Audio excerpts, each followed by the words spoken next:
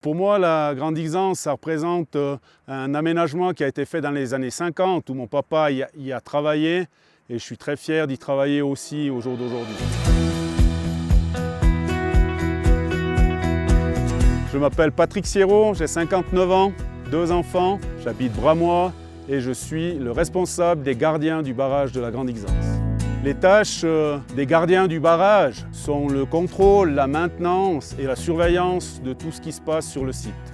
Il n'y a pas de journée typique au sein du barrage, si ce n'est les semaines de mesure où on fait des tâches répétitives tous les mois pour faire des contrôles et faire des comparaisons. Et pour le restant du temps, c'est en fonction de la météo, des besoins et de ce qui se passe tout autour. Lorsque nous effectuons les mesures, une semaine par mois, on contrôle le déplacement du mur, amont, aval et latéral.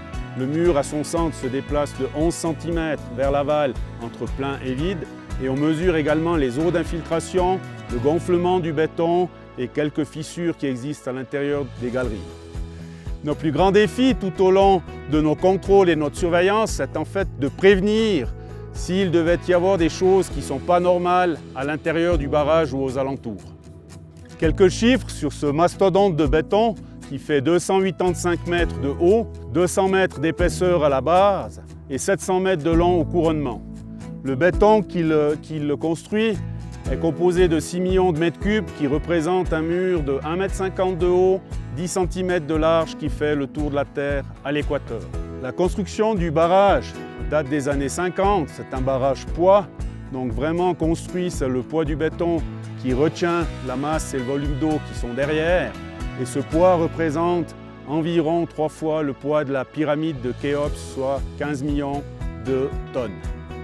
Derrière ce mur, un bassin de 5,5 km de long avec une capacité de 400 millions de mètres cubes. Pour pouvoir remplir ce barrage dans la bonne saison, il a fallu creuser dans les montagnes environ 100 km de galeries qui vont jusqu'après Zermatt. Pour ramener l'eau, dans ces 100 km de galeries, on a une partie de l'eau qui est au-dessus de 2400 mètres. Au-dessus du collecteur, cette eau vient par gravitation, entre 30 et 40%, et le restant est pompé par les stations de Smout, Staffel, Verpecle et Arolla. Ce qui est impressionnant aussi entre le printemps et l'automne, c'est en fait le vide derrière ce mur au printemps où il n'y a presque pas d'eau et au final, toute cette eau qui vient de tous nos glaciers pour arriver plein au mois de septembre. Avec l'eau qu'il y a dans le barrage de la Grande Xanse, chaque année on produit de l'électricité, environ 2,5 TWh, ce qui représente environ 5% de la production suisse et environ la capacité de 600 000 ménages. Ces dernières années, avec l'augmentation de la consommation d'électricité, l'énergie hydroélectrique est de plus en plus importante parce qu'elle permet de combler les manques, de la garder en réserve quand on n'en a pas besoin et puis de pouvoir produire au moment où il en manque.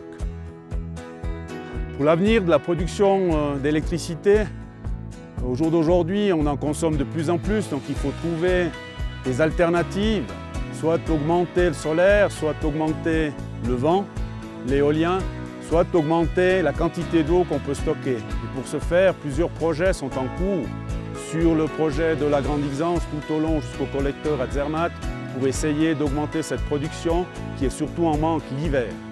Les touristes qui viennent, environ 80 à 100 000 personnes par année, peuvent découvrir tous les alentours, la beauté du paysage, les animaux, la flore. Ils peuvent découvrir aussi l'intérieur du barrage en faisant la visite.